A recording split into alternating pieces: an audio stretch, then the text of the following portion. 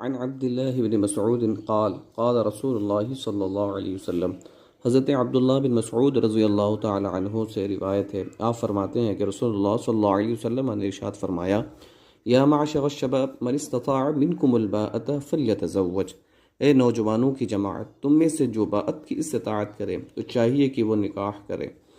تم میں سے جو باءت کی استطاعت رکھتا ہے، باءت کہتے ہیں مہر، نان و نفقہ، سکنا، ان سب چیزوں کو۔ مہر یہ جانبے کرتے ہیں کم سے کم شرعی مقدار 10 درہم ہے۔ آج ہمارے ہندوستانی اعتبار سے لگ بھگ 3500 سے 4000 کے درمیان یہ پیسہ ہے۔ آپ فرماتے ہیں کہ جو مہر، نان و نفقہ کھانے پینے، سکنا کہتے ہیں رہنے کے مکان، کسوہ کہتے ہیں کپڑے وغیرہ، یعنی جو کھانے پینے، رہنے سہنے کے لیے مکان، کپڑے وغیرہ دے سکتا ہے، مہر دے سکتا ہے، تو وہ نکاح کر لے۔ نکاح کی کئی صورتیں بیان کی جاتی ہے، فقہاء کرام بیان فرماتے ہیں۔ اس میں سے ایک صورت یہ بھی ہے کہ جو ایسی حالت میں ہو، یعنی جو مہر، نان و نفقہ وغیرہ دے سکتا ہے، اور ایسی حالت ہے کہ اگر نکاح نہیں کرے گا تو گناہوں میں مبتلا ہو جائے گا، یعنی وہ غلط کام کر لے گا، زنا وغیرہ ہو جائیں گے۔ اس بات کا اسے یقین ہے تو اس پر لازم ہے، اس پر فرض ہے کہ وہ نکاح کر لے۔ دوسری چیز آتی ہے، اس میں باءت کا لفظ ہے۔ اس میں آج ہم دیکھتے ہیں کہ ہمارے نکاح میں لاکھوں روپے خرچ کرتے ہیں، جب تک 2-4-5 لاکھ روپے جمع نہ ہو جائے ہم نکاح کرنا نہیں چاہتے ہیں۔ اللہ ہمیں اس سے بچائے۔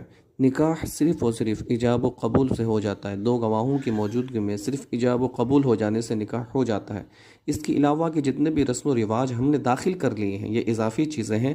اللہ ہم پاک ہمیں اس سے بچائے۔